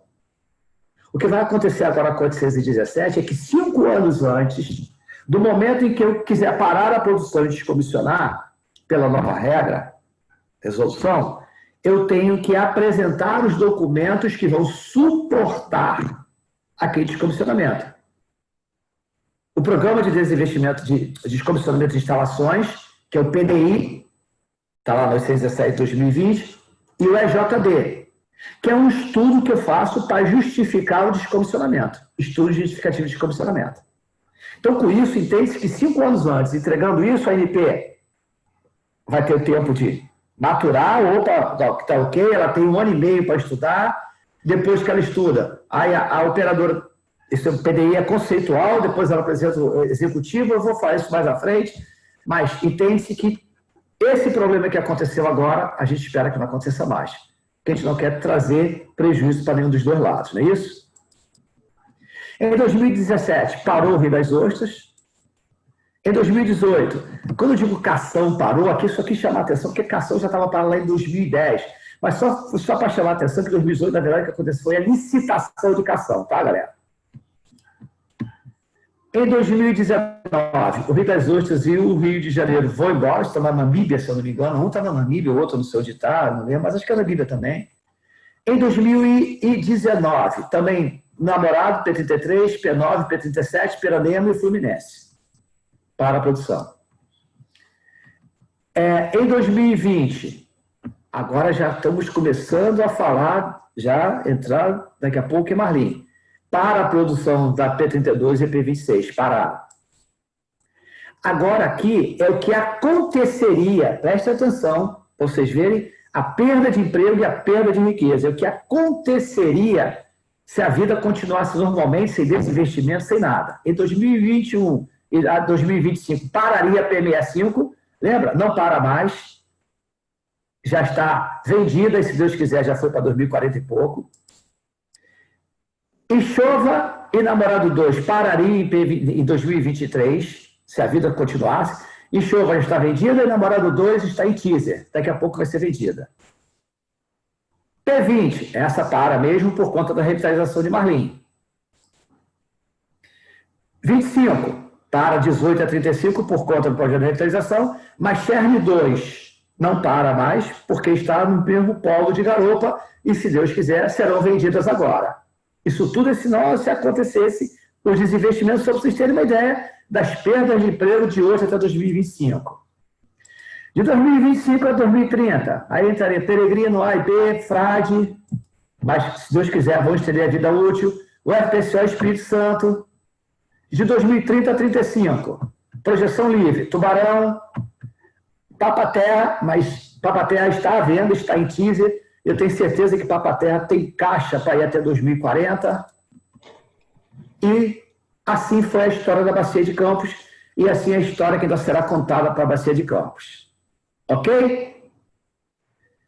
E, para finalizar por hoje, só para vocês terem uma ideia de como aconteceu, tá? O ciclo de vida na Bacia Potiguar e Ceará, e aí vocês vão entender a grandeza do que a Petrobras teve que fazer nesse espaço de tempo, desde quando ela foi criada, entre descobrir, instalar e manter. Na década de 60, né, nós tivemos a North Star 1, SS81, a P1 e a P4. 71, na década de 60, tá? Na década de 70, Itapuã, P3, PUB1, PUB1 é de 75. A PAG1, PAG2, PUB2, a PXA1 e a PUB4, a PCR2 e a PUB5 já na década seguinte, PUB6, PUB7, PCR1, PEP, Xarel, que aqui é Pescada, Arabaiana, Curimã, PUB3, PUB8, PUB9, PAT1, PAT2, enfim. Isso aqui são as plataformas que vieram sendo instaladas. Então, houve uma movimentação imensa antes da Bacia de Campos. Aprendeu-se demais com essas plataformas instaladas aqui antes, que são plataformas de lâmina d'água rasa também, que foram os projetos pioneiros para nós instalarmos as da Bacia de Campos. Agora, imagine vocês, a gente tendo que adaptar ano a ano, NR, SGSO, SGIP, todos os regulamentos técnicos, cada ano que vinha surgindo, fazendo com que essas meninas aqui muito experientes, a gente tendo que pintar cabelo, botar aplique, né? Botox, tudo nessas unidades. Década de 90, mais recentemente, entraram as pescadas, a PUB15, aí entrou a PARB, a PPE, PEBIC, a Oeste Barana 1, Oeste Barana 2, Manati, acidente de Macondo. E essa foi a história da Bacia Potiguar e Ceará. Por que é bom contar a história? Para a gente entender o que vai acontecer com a hibernação, e aqui Sergipe Alagoas, com a hibernação e o descomissionamento que a gente vai falar mais na semana que vem. Ou na quinta. Então, aqui, passei Sergipe Alagoas, a PGA1 em 69, PCB1, PGA2, PGA3, e assim foi. Foram entrando as unidades. Então, nós tivemos, na década de 60, uma, na década de 70, 2, 3, 5, 9, 12, 15. Na década de 80, 2, 3, 5, 6, 8. E o FPCO Spirit recentemente, e Sergipe Alagoas ainda vai dar, guarda esse nome, Sergipe Alagoas, ainda vai trazer muita coisa boa também para esse país, hein? Em termos exploratórios, inclusive.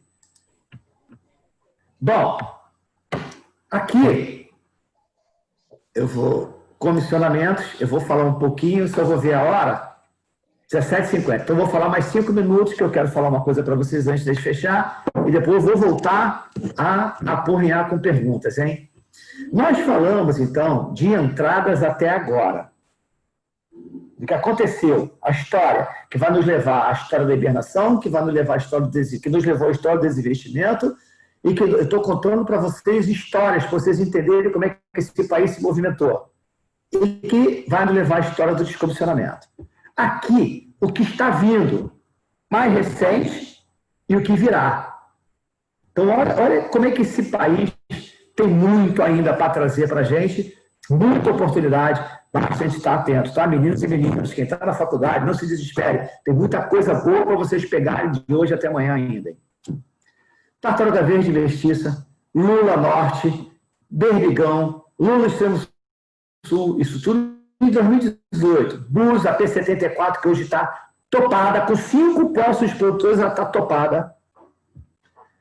Búzios 2, Búzios 3, Engina, em 2019, o Atapu e Búzios 4, olha que campo é esse de Búzios. 2021 entra Búzios 5, Sépia.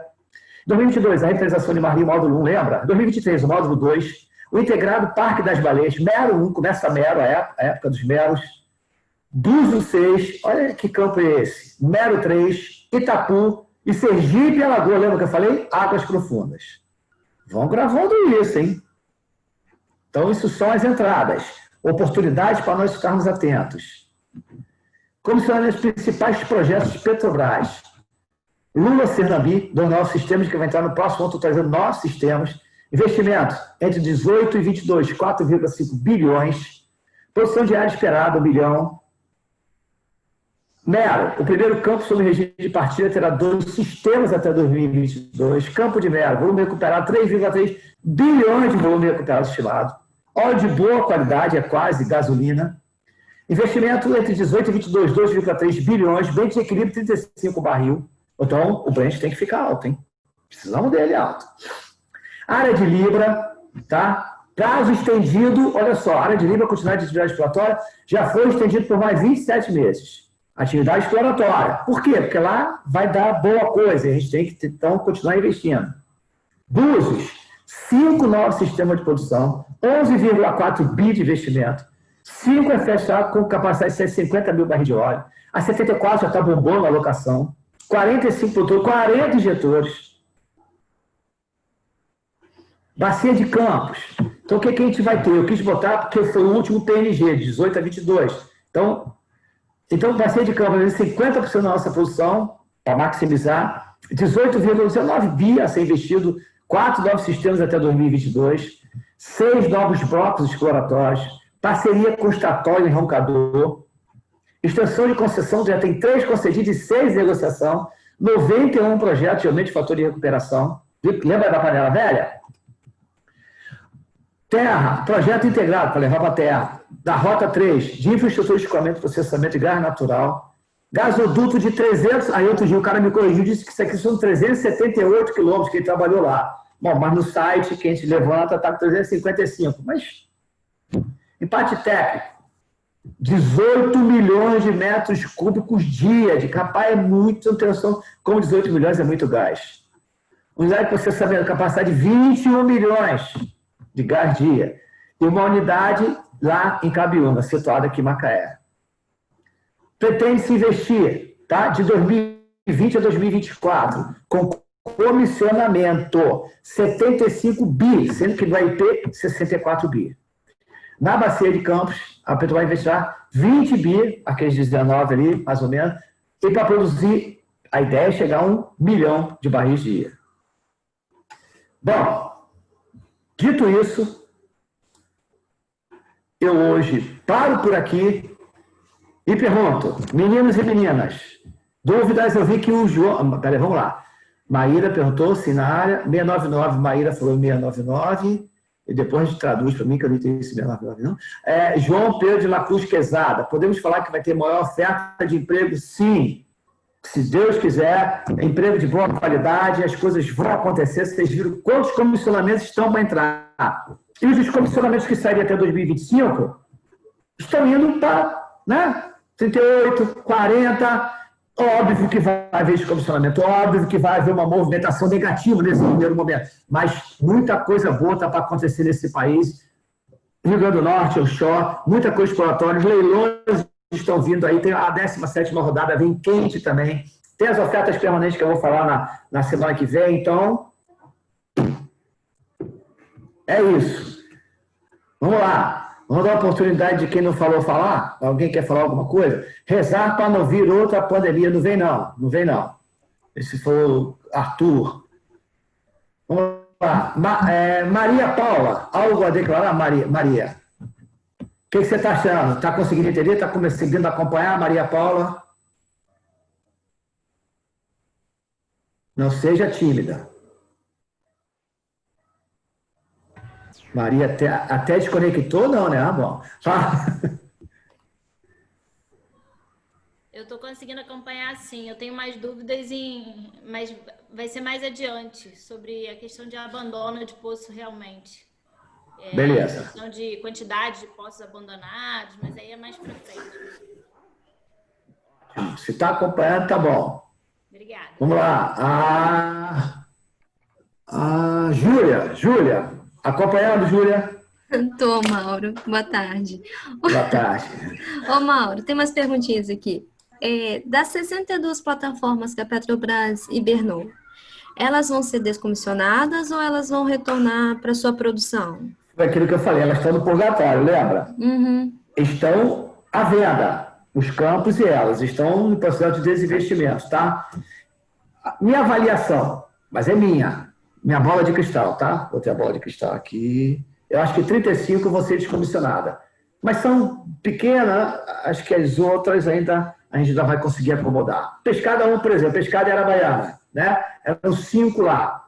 O Preto pegou da Petrobras. Vai produzir com 2. 3 vai descomissionar. Mas 3 pequenas não teve impacto no emprego porque elas já eram operadas remotamente, entendeu? Então eu tenho a impressão que um pouquinho, tem 60%, mas aí é avaliação livre minha, tá, Júlia? Entendi. Outra questão também é que a gente está falando do fator de recuperação. Que aqui no Brasil, a gente está em torno de 21%, enquanto que no mundo está 35%. A ideia, como a gente vê aqui, né, que você falou muito bem, da gente aumentar esse fator de recuperação para chegar a esse 35%. Mas no mundo inteiro, não vai se pensar também em estratégias de aumentar o fator recuperação e aumentar essa média? Estão fazendo. Eles estão mais ou menos na mesma luta que a gente. Outro dia, a China, eu não tenho o nome das plataformas, tá? Mas a China acabou de adquirir 18 unidades no Mar do Norte. Uma empresa chinesa.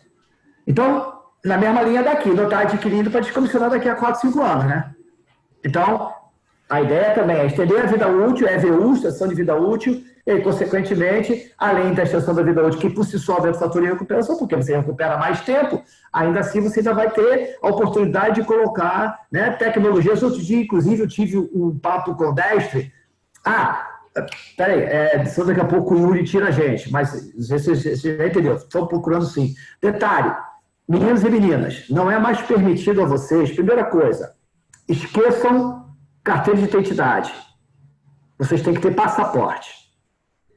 Em torno da gente aqui, na América do Sul, em torno da gente, Colômbia, Argentina, Peru, Equador, Venezuela, Guiana, Nova Fronteira, vai bombar também na área de petróleo. Então, estejam atentos. Passaporte, esqueça. Outra coisa, se alguém perguntar para vocês, se vocês falam inglês, vocês têm que dizer, peraí, falar inglês é padrão, não estou entendendo o que você está me perguntando.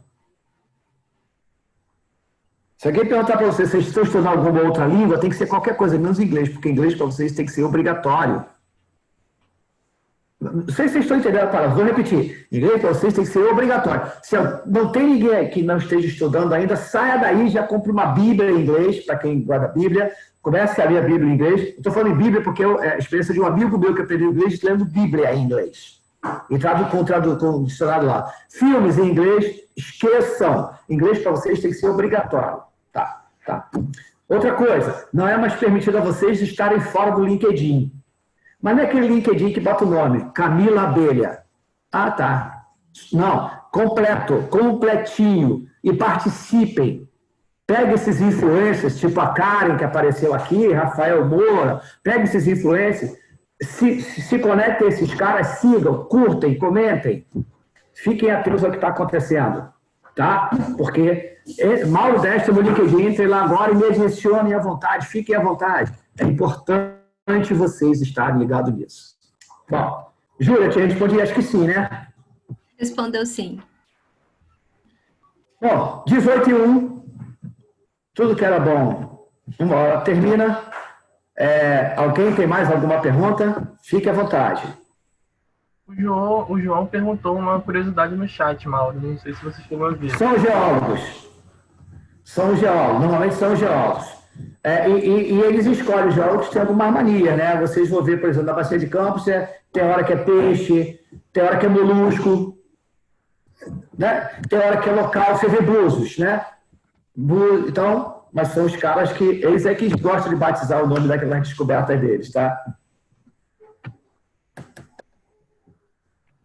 Mas tem mais? Pessoal.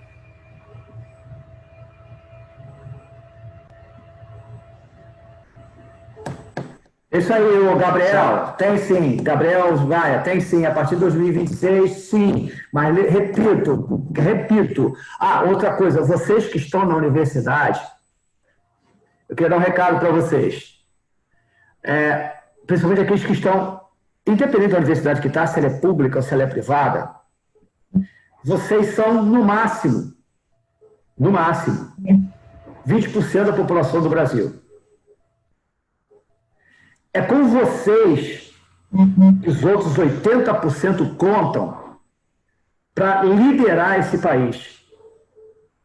Então, vocês têm que honrar todos aqueles que estão na lavoura, no campo, né? Seja no chão de fábrica, trabalhando para que vocês tenham a oportunidade de ter uma universidade pública boa, deveria ser boa, senão é uma outra história, né? Ou de estar em uma universidade privada fazendo a faculdade. Conta-se com vocês para liderar esse país. Vocês são o futuro desse país, então pensem nisso. Cada vez que vocês forem na faculdade, cada vez que vocês não quiserem fazer uma prova, ou cada vez que vocês tirarem uma nota 7.2 e ficarem satisfeitos, não fiquem. Não fiquem. Porque acreditem, o cara que tem CR 7.2 não passa por uma estatal, por exemplo, no concurso público. Não passa. Então, sejam os melhores possíveis, porque vocês têm muito a fazer por esse país e 80% dessa população sofrida como a nossa precisa de vocês. Dito isso, Yuri, se ninguém tiver mais nada, eu queria agradecer a minha amiga Karen. Karen, você falou muito pouco, mas falou muito bem, mas espero que você fale mais na próxima. E aí, quinta-feira, estaremos aqui de novo para bater esse papo que eu gosto muito de conversar com vocês. Acredito que eu aprendo muito mais. Aprendi 2 coisas hoje aqui fantásticas. Ok? A gente pede muito obrigado pela sua presença, Mauro. Acho que é realmente um assunto que ele é extremamente necessário para todo mundo que está na faculdade agora e que vai lidar com isso no futuro, e até mesmo os profissionais que estão trabalhando com isso agora. E, novamente, também agradeço a presença de todo o público, né? Todo mundo que se inscreveu, comprou para poder fazer parte do evento, né? Da semana acadêmica. E também peço para que o pessoal que ainda não conhece sigam as nossas redes sociais, tanto da Semana PetroUF, tanto do capítulo estudantil SPE-UF, quanto da organização estudantil Petropet, que foram, né, os 2 responsáveis pela criação da semana. E no mais tardar, acredito que seja isso. Espero que todos retornem aqui para o minicurso na quinta-feira, para a gente continuar, né, com o assunto. E uma boa noite para vocês. Deixa eu falar só uma coisa. Vai lá, Laís. Eu quero agradecer a você, Yuri, e a Mauro também, por essa palestra incrível. Por mais que eu não tenha entendido muita coisa, porque eu ainda vou começar nesse ramo, ainda vou começar a estudar dia 14, eu achei maravilhoso. Então, é muito importante isso e até quinta-feira. Só você estar aqui já faz valer a pena. Com certeza. É verdade. Se eu pudesse aproveitar aí essa última frase, né, que o Mauro pontuou sobre essa questão de quem está aí na universidade. Há não muito tempo eu também estava aí, eu formei em 2015, e uma coisa que eu poderia deixar para vocês, se eu estivesse iniciando a faculdade hoje, tá? Meu pensamento sempre foi esse desde o início, de que vocês aproveitem as oportunidades. e que vocês não dispensem, por mais simples, por mais singelas que elas sejam. Às vezes a gente não valoriza aí os congressos da universidade, às vezes a gente não valoriza aí um profissional que está vindo falar de uma área que nem é muito bem a área que a gente quer trabalhar, mas é fundamental a gente ter em mente que a gente sempre tem algo a aprender com as pessoas, principalmente aquelas que estão na indústria. E que vocês também tivessem um entendimento no coração de vocês de que por mais que vocês se formem e que vocês não necessariamente encontrem de primeira mão um emprego como engenheiros, mas que vocês também possam valorizar uma oportunidade como analista, como um técnico, como um auxiliar, porque nunca, nunca, nunca é demais aprender. E eu digo para vocês que é no chão que a gente aprende muito mais. Eu não comecei como engenheira de petróleo, eu levei alguns anos para pegar para a minha primeira oportunidade como engenheira. E se eu pudesse deixar para vocês aqui, corram atrás de um estágio. Ah, mas a minha empresa ela não paga para o estagiário. Você diga, eu fico aqui voluntariamente. Você deixa eu estagiar aqui voluntariamente 4 horas por dia, 6 horas por dia. Então, tenham essa disponibilidade de coração, porque como o Mauro pontuou, o nosso país ele tem muito a desenvolver. O Brasil ele é muito rico. Eu sou apaixonada pelo nosso país, eu sou apaixonada pelo setor de óleo e gás. E eu vejo que o nosso país ele tem muito sim a fazer. Basta que nós tenhamos compromisso e que nós estejamos sempre esperando essa excelência, trazer essa excelência, e não só esperar que outras pessoas que estão lá fora, elas desenvolvam as tecnologias e a gente seja ensinado por eles, mas que a gente possa desenvolver internamente também, aproveitar todas as oportunidades que a gente tiver aqui e fazer a diferença no nosso país. Muito obrigado, Maíra. Fechou com chave de ouro. Obrigado mesmo, valeu. Obrigadaço. Bom, Yuri, meninas, até quinta. Quinta-feira. Espero vocês aqui. Um abraço. Fiquem com Deus.